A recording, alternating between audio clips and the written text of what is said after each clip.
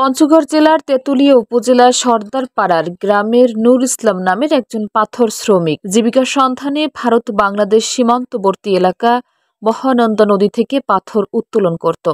কে জানে এই পাথর তার জন্য কাল হয়ে দাঁড়াবে। সীমান্তবর্তী এলাকা হওয়ায় ভারতের বিএসএফ ধরে নিয়ে প্রায় ৩ বছর কারাবন্দী করে রাখে নূর ইসলামকে। সেখান থেকে আসার পর থেকে দীর্ঘ ১২ বছর মানসিক ভারসাম্যহীন হয়ে পড়ে আছে নূর ইসলামের জীবন। অসহায় এই পরিবারের দেখাশোনা করার জন্য বৃদ্ধ মা ছাড়া কেউ নেই তার।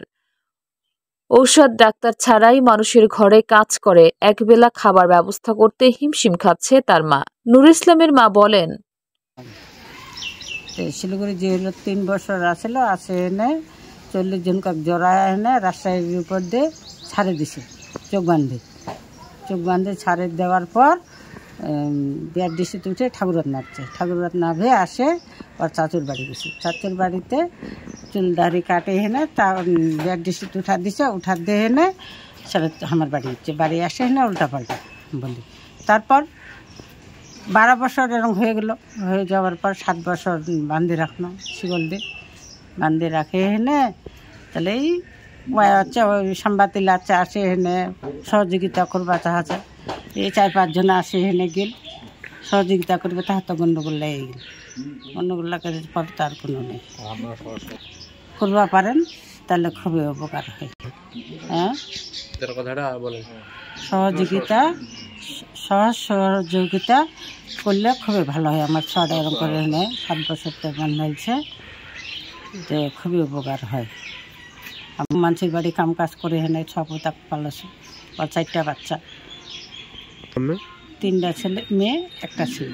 3টা ছেলে একটা মেয়ে। তোমরা সবাই মিলে আর্থিক সহযোগিতা করলে খুবই ভালো হয়।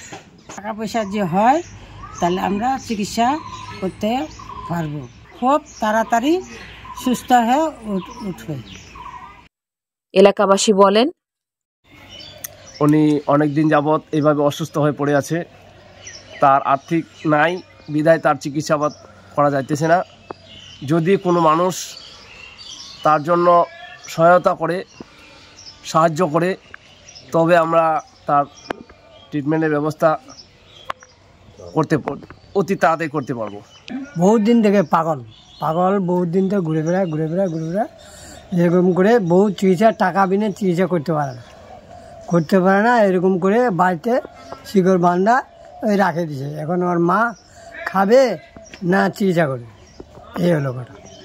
সমাজে অবহেলিত এমন অনেক মানুষ পড়ে আছে যাদের দেখার মতো বিত্তবান লোক থাকলেও এগিয়ে আসছে না, না জানার কারণে।